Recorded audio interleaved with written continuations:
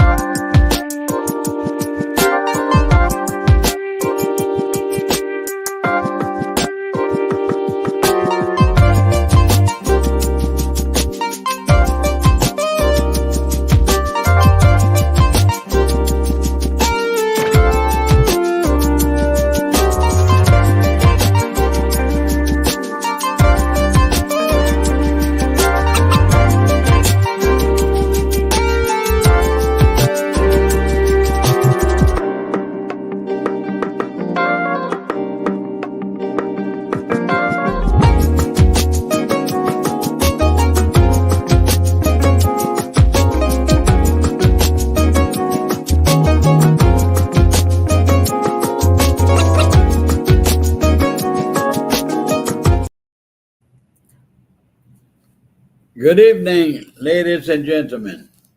Welcome again to another segment of Straight Talk with Grover Thornton. As you know, this program is designed to inform, inspire, and to educate you on how governments impact our lives, state, national, and local. This show is produced by our black media, Mr. Julius Hall, President and Chief Executive Officer. We have a very excellent guest here tonight, and these are critical times that we living in today, especially during our election.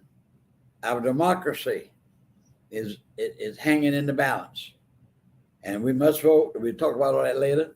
But I have an excellent guest here tonight.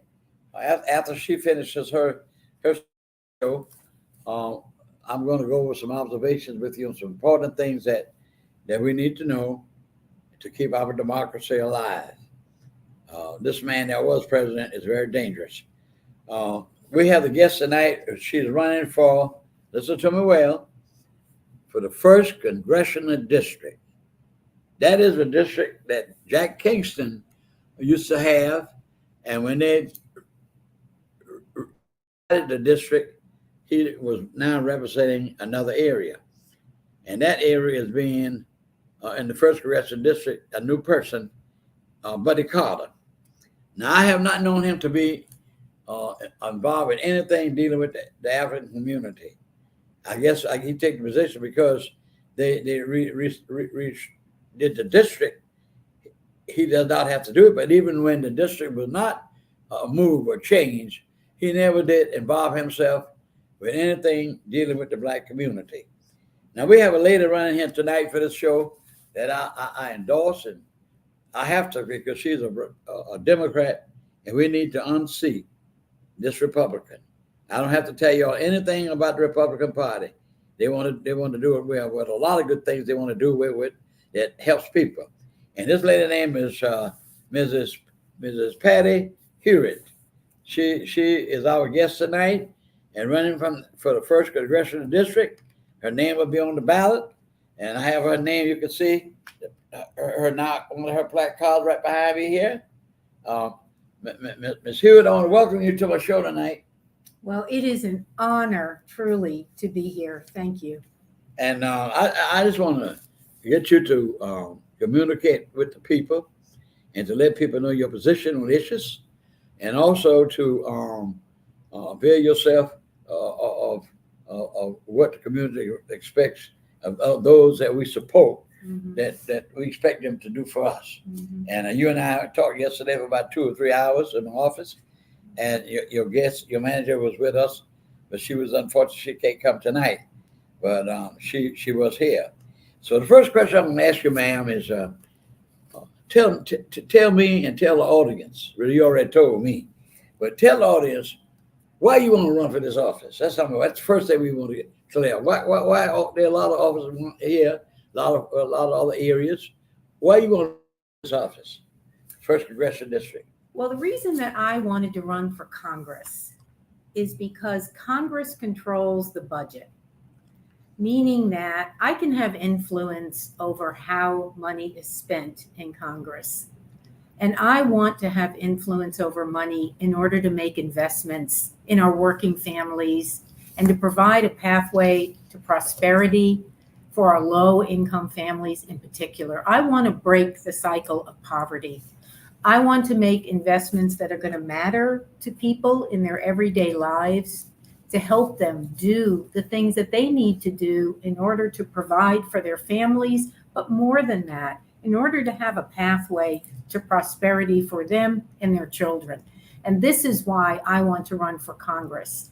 I've been living in this area almost 10 years. I've been working in politics and community work almost that entire time. And what I've learned is that there are the working families and the low-income populations of this district, 15 counties, 780,000 people have been neglected by the current representative. They've been neglected in the way that investments have been made for them. They've been neglected in being able to access health care. Women now no longer have the right agency to get the health care that they need when they need it.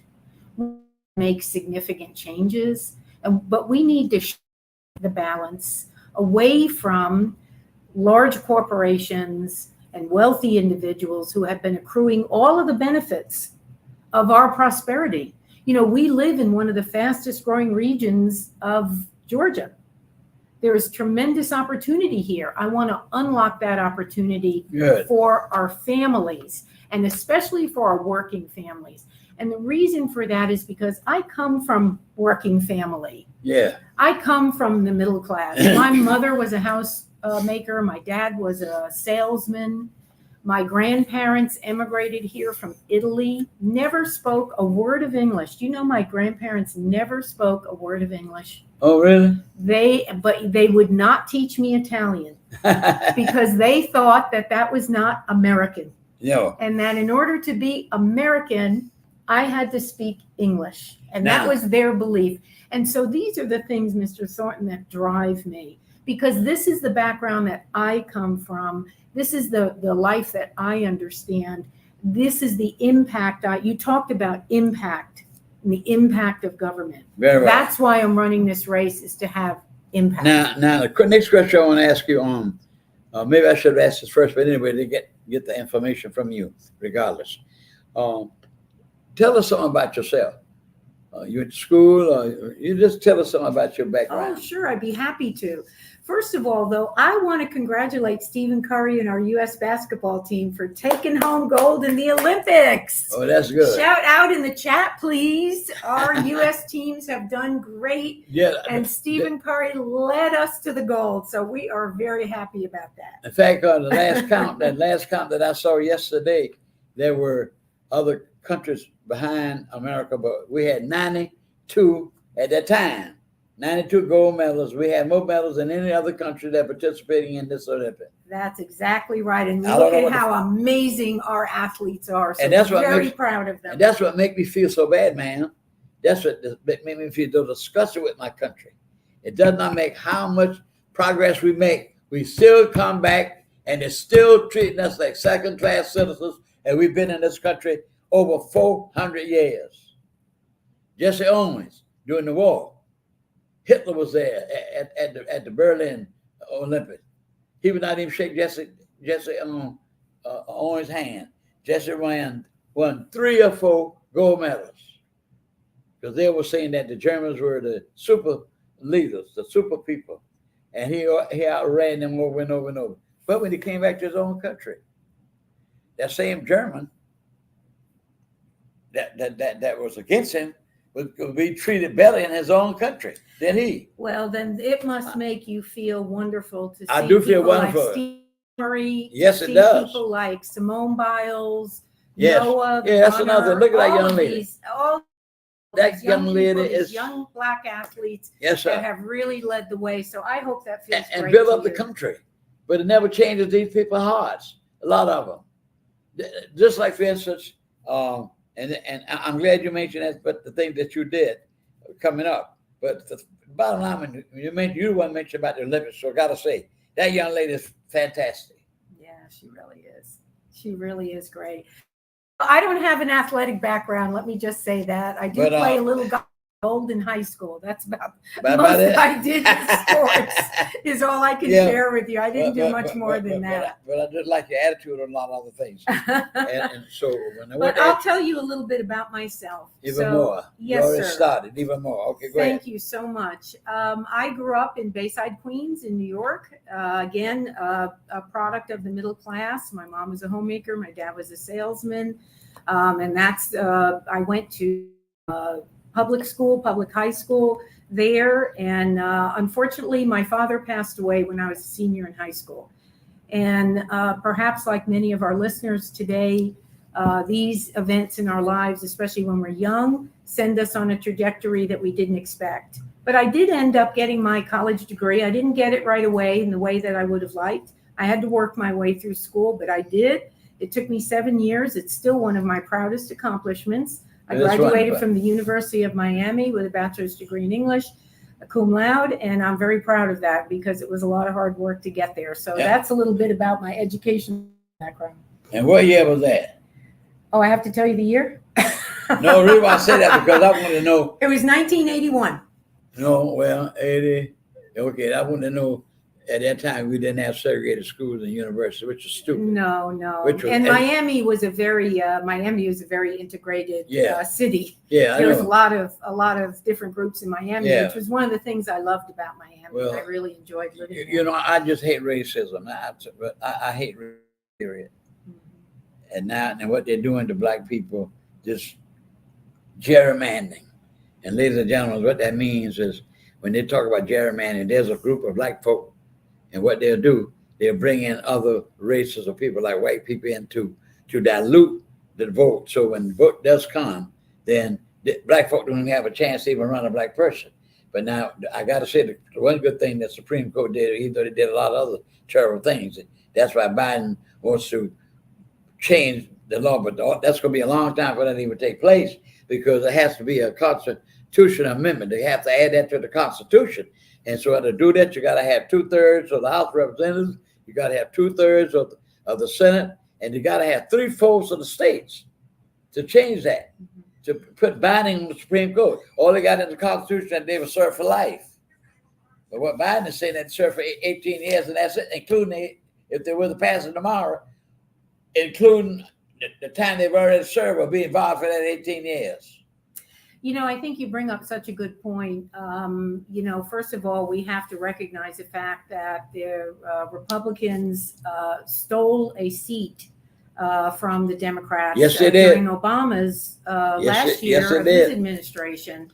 Yes, And they- so they very intentionally wanted to pack the court. Yes, and I think ma'am. that President Biden is correct in saying we need to ensure that we have the proper guardrails in place so that that doesn't happen again. You know, Mr. Thornton, I think what we are seeing is that the Trump administration did a lot of testing of our boundaries. They Yes. tested a lot of our guardrails, the things that we really took for granted. We felt that this was the way our government would operate and that people would do things with integrity, with respect to the office. And we found out that that isn't going to always be the case. Well, you know, And that now we know that with Project 2025, the Trump administration is putting forward much more measures, yes. much more extreme personnel, and the Republican Party, of which my opponent is a member, and the very first member in Georgia to endorse President Trump for his reelection, and also one of the members that voted to throw our votes out on January 6th. So we know He's he no will good. follow orders that the Republican Party are following behind Trump, so we can't depend on the Republican Party to put up guardrails and help preserve our democracy. Do you agree with that? Well, I agree with everything you said. Mm-hmm. But what now? My next question was, while you're talking, I know you got to really love the Democratic Party to be a member of the Democratic Party, and I know you are happy to endorse with the party's nominee, Vice President Kamala. Oh yes, I think that Vice President Harris, to me, represents our country and the way our country looks right now. Exactly. Our country is a pluralistic country. We are made up of many different backgrounds, races, creeds, and our country is there as a beacon to bring people in where they can feel safe to be who they are, to practice their religion, to live their culture, and to be good neighbors. And I think when I look at Kamala Harris, I see our country. And I love that because she represents not just where we are today, but the future. And she has a vision for this country's future. You know, the other thing about Vice President Harris, I'm sure you'll agree, is that she's so experienced. She has tremendous experience and excellent education, excellent experience both in leadership roles in her state and now 4 years as vice president. Yes. So she is highly qualified for Absolutely. This role, and she is going to make a great president. I am you Harris know, Waltz, 100% behind you. the lady is very qualified, but I read history of some of the presidents of the past. And Andrew Johnson, who took over when President Lincoln was assassinated, he couldn't even read. His wife taught him how to read. Did you know that? I did not know that. Well, you take me from me. How about that? I finished reading the book the other day, and it was about Lincoln. Lincoln made a covenant with God, and Lincoln told God that if he blessed him to lead the soldiers and win this war, he'll free the slaves. And when they were losing, no question about it, Robert E. Lee was tearing the Union Army up. They were losing battle after battle. And one of the worst battles, the second one they had was Antietam in Virginia, and Grant. The other McCulloch was not a good leader. He was not a good leader. Like Trump is not a good leader. And when Lincoln got enough of him, he got rid of him, and when he got General Grant, Ulysses Grant. He was a drink. He loved that liquor, but he could fight. And he put something on Lee. And of course, when they got the biggest thing that brought the victory, when the victory was won, he came to his cabinet. He didn't tell anybody he was working on the Emancipation Proclamation. Nobody knew it except the guy who was over the telegraph. And every day, just about, he'd go an hour or two. And he had a desk that locked. And he told this man, said, don't show this to anybody. If you want to read, it's fine, but don't show it to anybody else. Mm-hmm. And he said, I'll give you my honor, my pledge. I won't show this to anybody, which he did not. And so when he finally wrote that draft like he wanted, he went before his cabinet. And he told them they know they're going to eventually have it. And when they read it, they said, that's excellent, but we need to wait until we get a victory, which made sense. Because they did it right now. They said, well, show that they were what? If they were losing, the attitude said, we lose. Oh, we got them now because they're scared. They lose. They do them to get the slaves to help them and all that, which they did. 150,000 slaves fought in the Union Army to help get their own freedom. And that's why when that victory was won, he took that as a sign from God, and he went on and freed the slaves. The man gave his life to free the slaves. He was not an abolitionist, but he believed in right. And I'm telling my audience, if you ever want to read something that'll touch your heart, read Lincoln's second inaugural address. When he talked about, he'd already made a commitment to God, but he talked about this, in that address, both of us are asking God to win this war. He had so many words. He asked God to win the war, and he's taking the bread from a man That's a slave. And he said that God brought this war upon us. That's what God did. God had all kinds of ways of doing things. So keep that in mind. And when the slaves were freed, but they didn't even want Lincoln to even make that address when they won at Gettysburg. But Lincoln did. Made that speech for less than 3 minutes. And it's been the Gettysburg Address been a piece of art for history over 250 years almost. And when the man that preceded him, his name was he was the president of Harvard University. He spoke for about 2 hours, and Lincoln spoke less than 10 minutes, and his words have lasted forever. Forever. And during that war, 51,000 for 3 days. 51,000 men were wounded, dead, or missing. That's a lot of men for freedom. Why they didn't want, and we still don't have freedom. That's why I'm so glad to have you say you were with the Democrats when you came in the first place, because if you were the Republican, I wouldn't talk to you in the first place. But I'm so glad you are.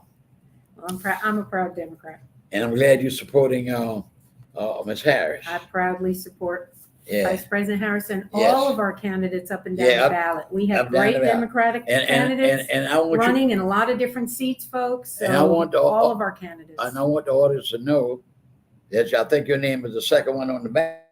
It is. So anywhere in the world, y'all can miss her. It is. Now y'all see the sign back here behind my back here in my den here? That's her sign. That's her name. And she's a Democrat. And we got to get in office. Listen, they have not passed the George Floyd bill yet. They were Floyd bill. And the other bill, the right to vote bill. They have not passed those things. Because the border, he kept talking about the border, and the Republicans and the Democrats got together and they compromised, and they will bring a solution to the A border. chance to pass that bill pretty much had everything. Yeah. And what Trump did, told the Said Republicans, no. And what did our representative here in the first and this district church, do? that's why I He say voted no he voted no too. because Trump told him to vote no. That's now I know people may get mad at me, but every one thing I like about America, that's one thing I like. You have your mind, your peace of mind. So that man was I was so disgusted with that man. I got mad with that boy, and that boy shot and missed him. I'm gonna be honest, I ain't no hypocrite. I'm gonna be honest with you. And if you read the 55th Psalm, my own son, he gets mad when I say, I'll tell you about it. I'm mad with him. I want him in a casket. That's where I want him at. Because he's that low, dirty. He's not worth a human being. Well, I said, that I wait a have minute. to respectfully disagree with Well, you I on respect your opinion. But then I go to the Bible. Political Listen, violence is never never the the thing. answer. That's true. But okay, that is true. Yeah, we I don't- try to get the violence is never the solution.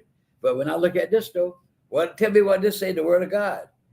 David killed, Saul killed his 1,000, David his 10,000, and yet David's a man after God's own heart. Number one, get your own Bible and read the 55th Psalm. What David said, what David said, let death come upon them because they're evil. Don't tell me to read, believe the 23rd Psalm, the Lord is my shepherd, I shall not want, etc., and believe that, and don't believe this.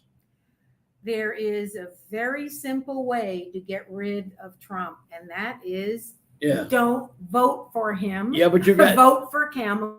exactly. But I'm just That trying. will get rid of him. I'm just trying to tell you that so many make me so mad what they did. Nobody's talking about the 7 men that lost their life. What that was your son?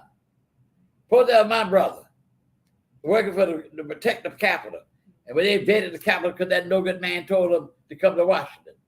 Now another thing, he's saying that he's calling these people who were criminals, racists, insurrectionists. He's not calling them because they're in jail. He's calling them hostages. That's what he said, that we got these people.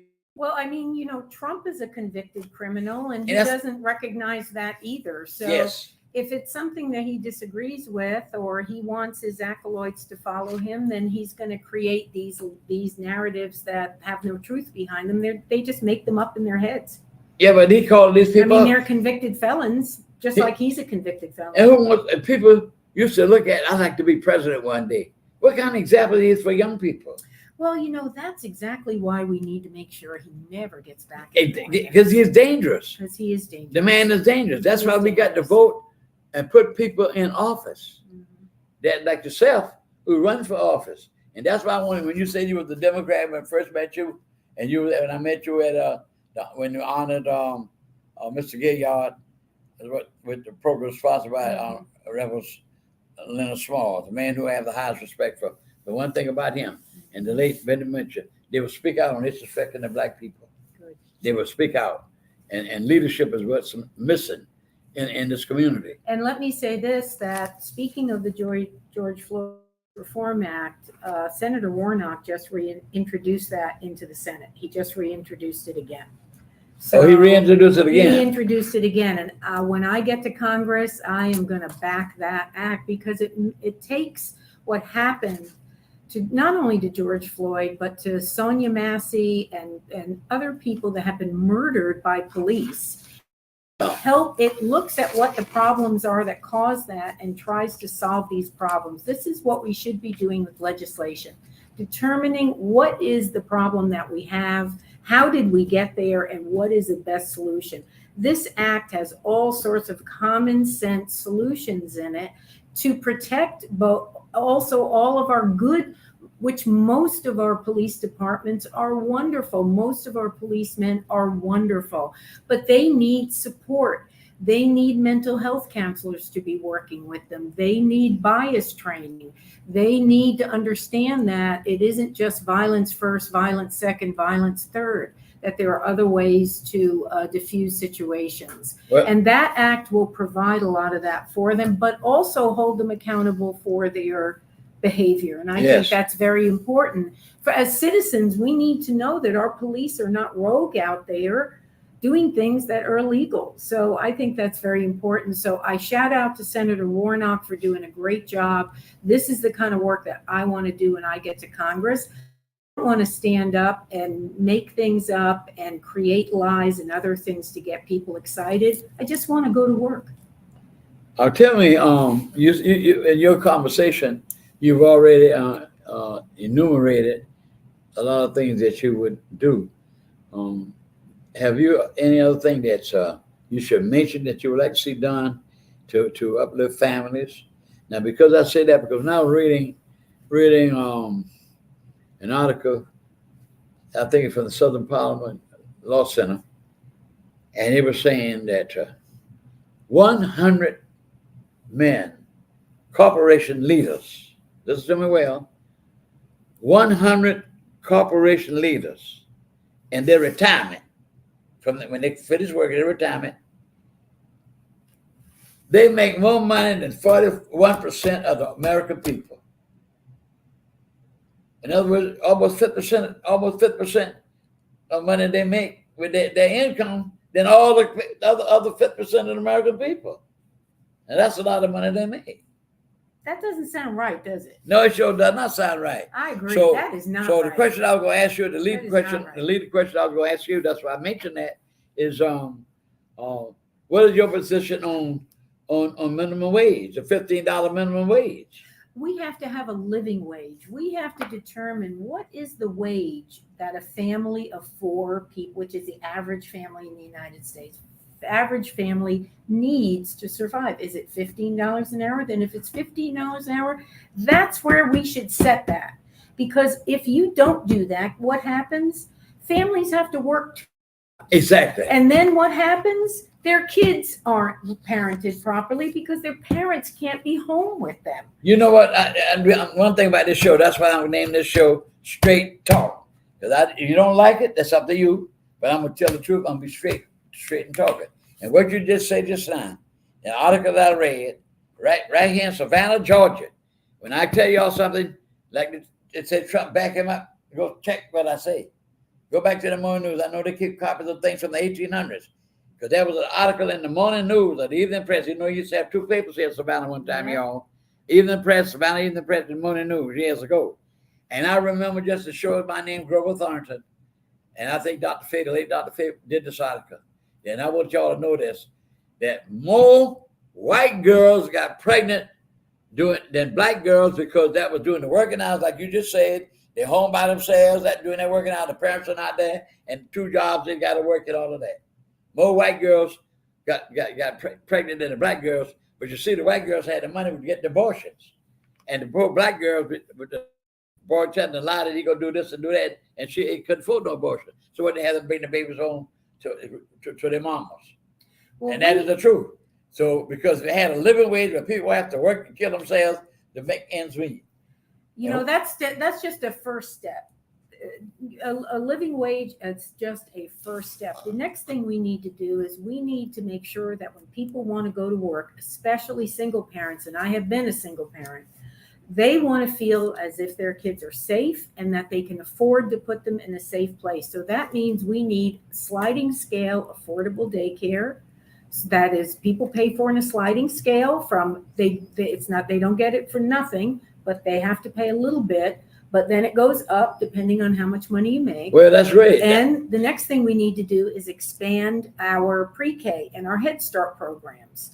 Make sure that all of our children can go into pre-K. Why do we have a lottery for pre-K? I don't understand that. We have enough money to send all of our kids to pre-K, and that is what we should be doing. This way, when parents go to work, first of all, they can afford daycare. And right now, let me share this with you.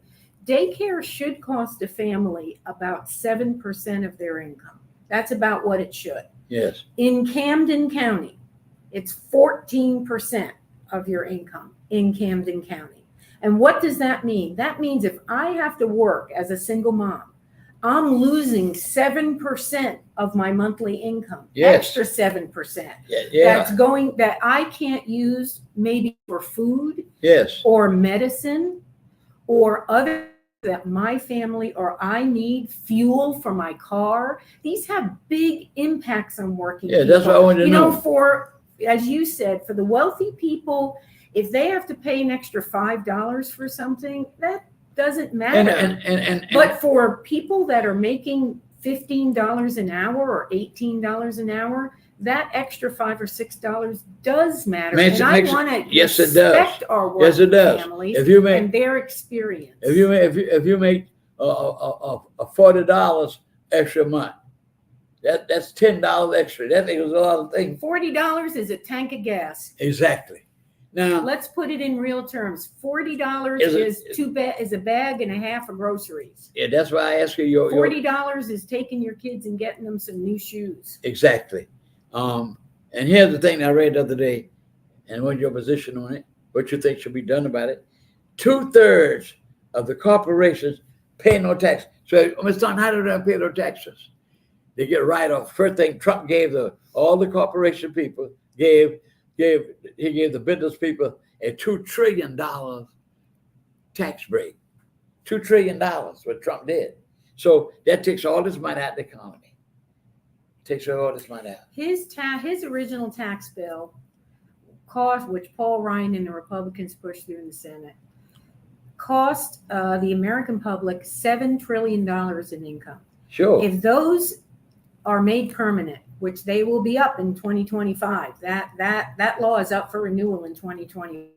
I plan to let that die a long and cold death, because if we renew that, that's going to add almost $4 trillion to our deficit.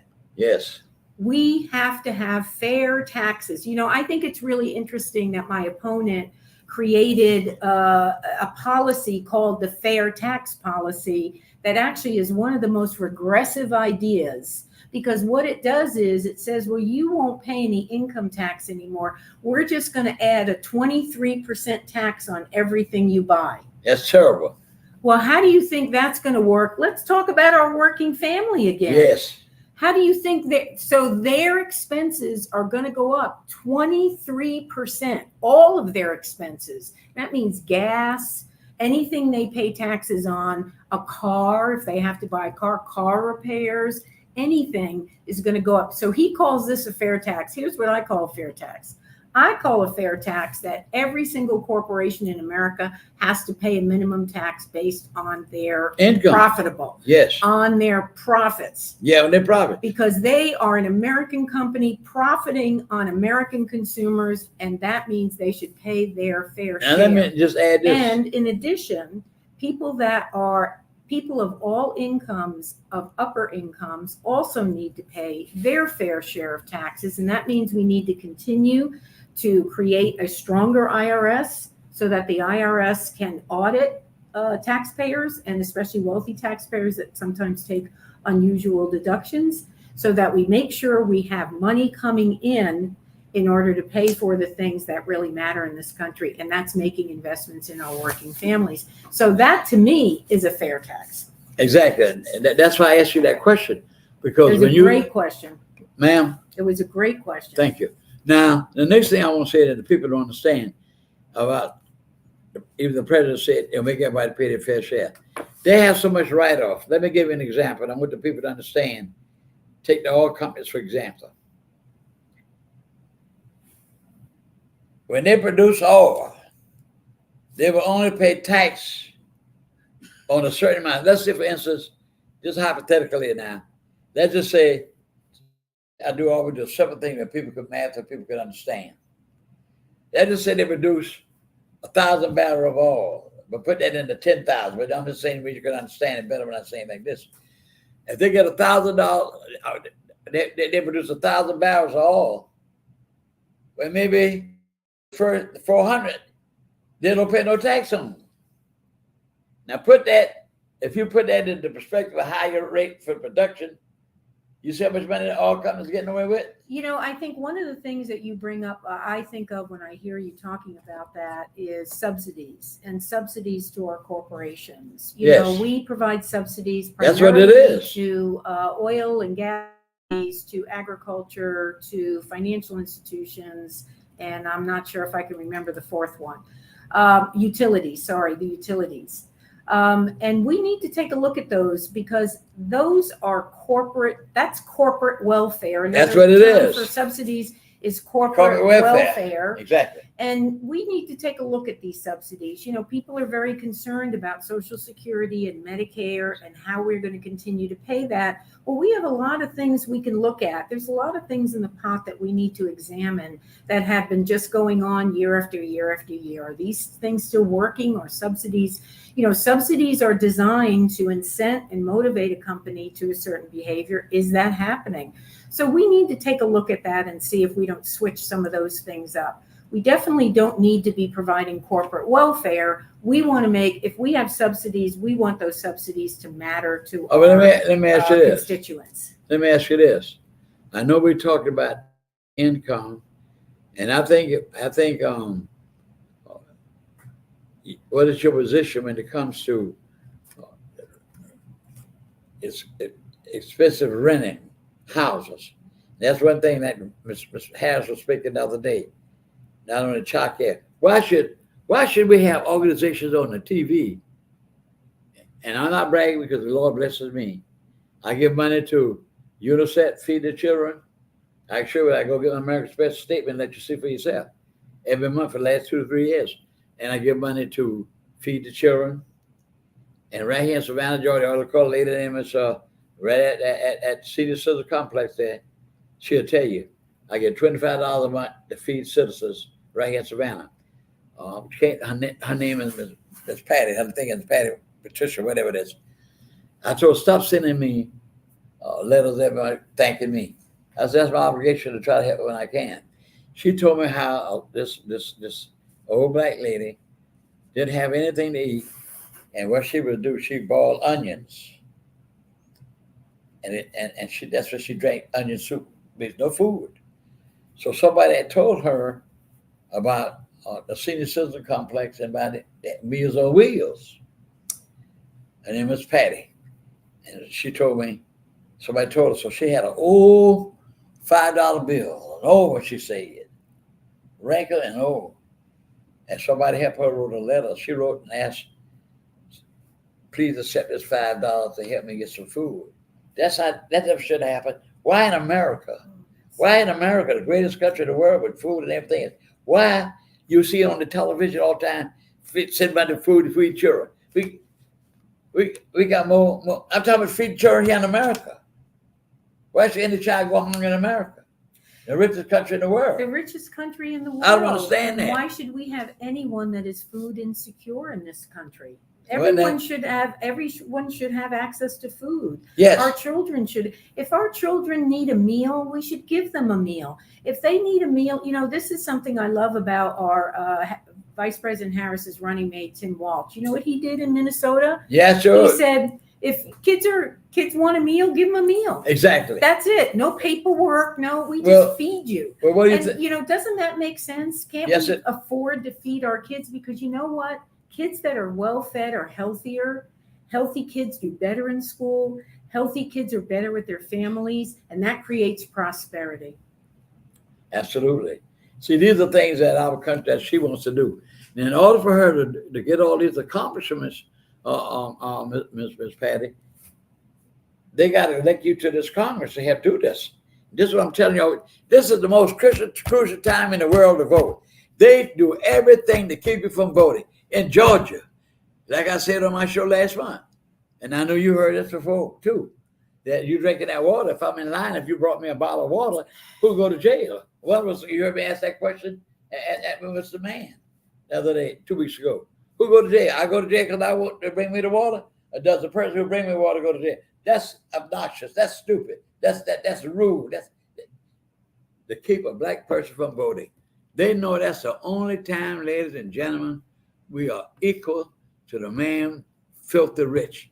He can't vote legally but one time. And that's why they wanted to eliminate absentee ballot drop boxes and all put of them that inside, so it was difficult to get to them, because those help people who maybe they're senior citizens, don't have no automobiles and all out of that. their house. Maybe it's people who work 2 jobs and they can't get to the polls. Exactly. Right? We need to make sure. I don't understand if the Republicans are so concerned about voting. Let's let everyone vote. I would like to see a national holiday on election day, a national holiday on election day, so that everyone in the United States can go vote if they want to. But the other thing we need to do is make voting easier for people. Yes. Make it easier for them to vote by absentee. They don't want black people to vote. Just call it.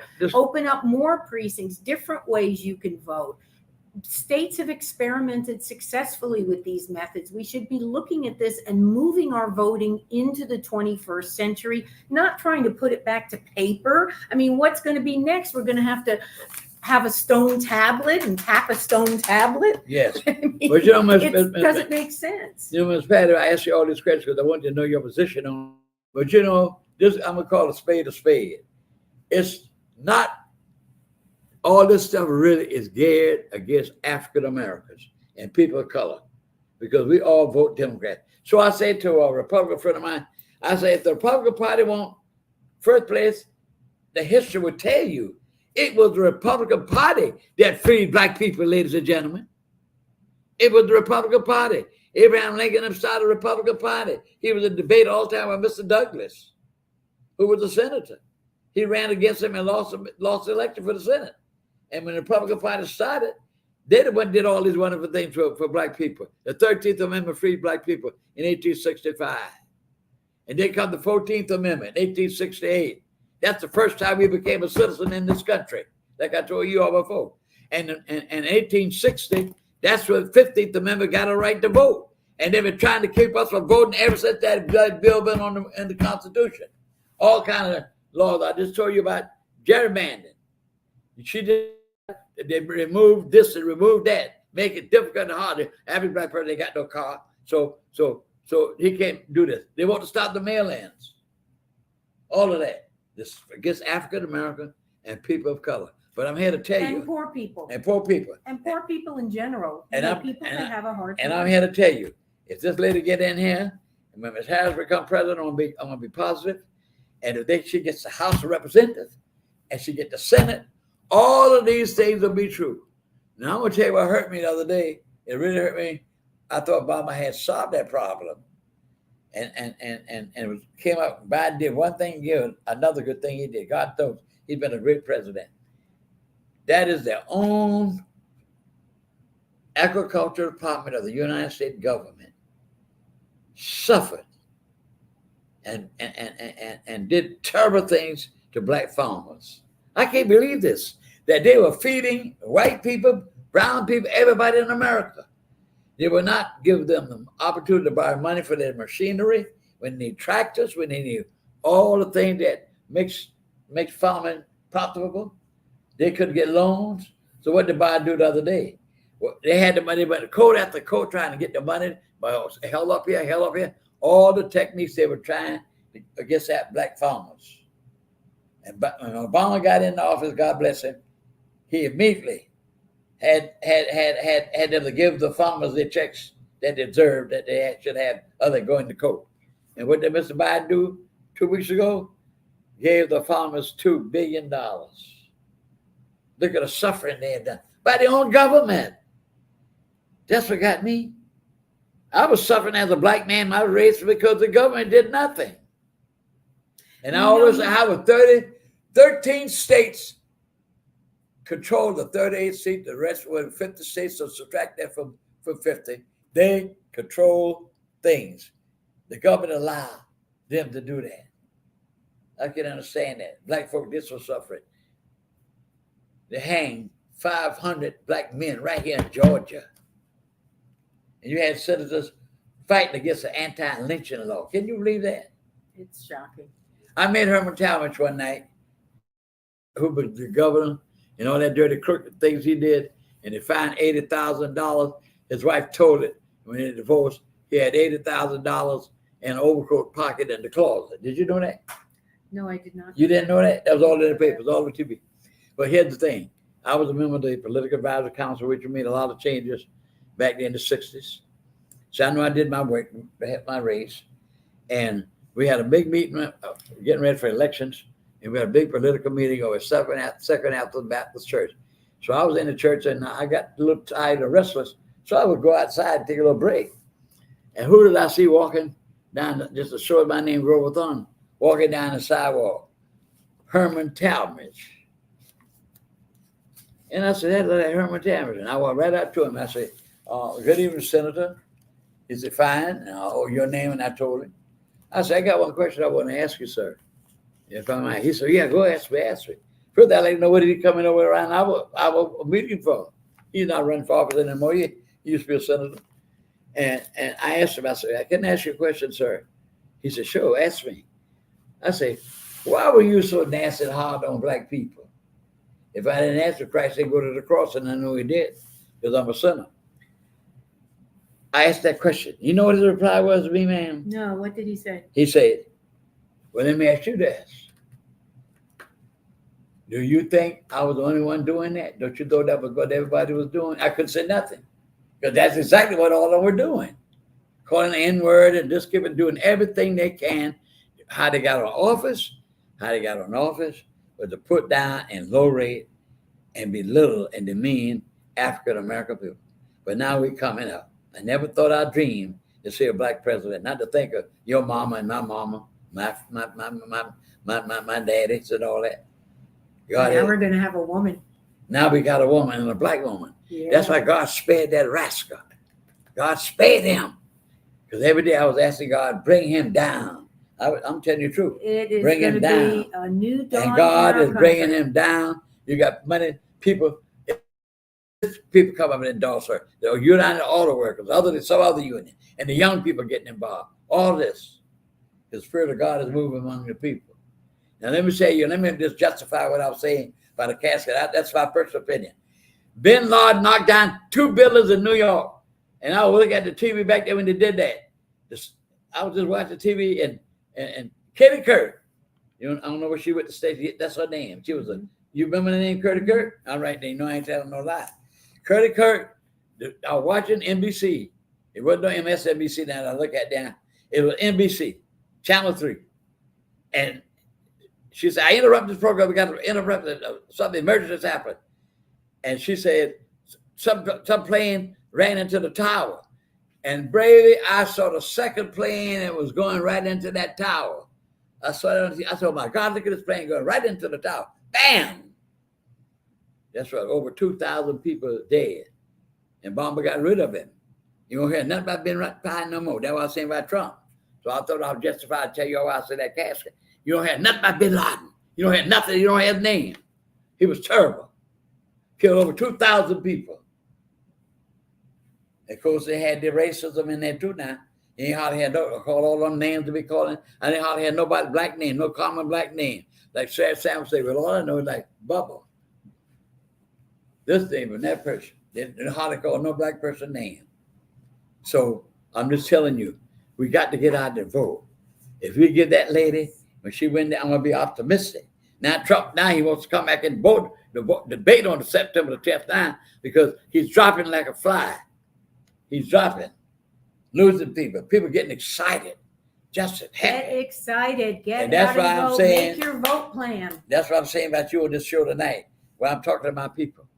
Get out and vote. That's the only way. I got one more minute in this show. And Miss Hewitt, Oh, it's I'm gonna been give you this. wonderful. I'm gonna give you this last minute we got on this show before I say goodbye to my audience. I had over 1,000 people last month and the month before, and I hope y'all will tell other people.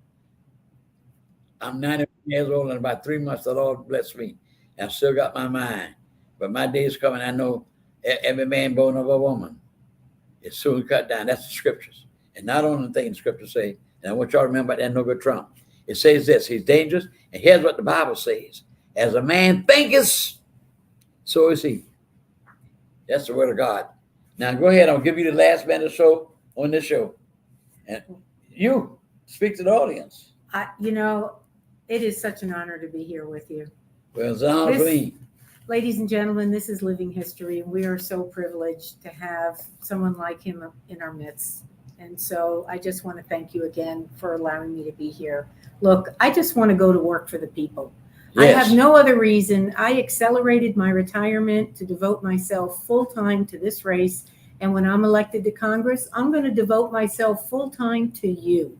I want to serve the people that have not been served in this district for a long time. I want to make investments in our working families and break the cycle of poverty. I want to give women back their rights. I want to work with my Wonderful. Democratic administration in Washington and my senators here in Georgia to do good for you so that you are more prosperous. Well, in conclusion, I'd like to say, let us keep working for peace. Let us keep working for freedom, for justice.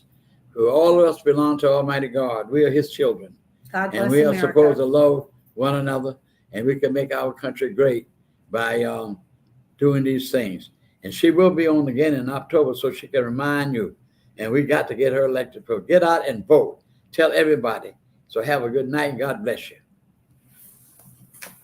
Good night. Have a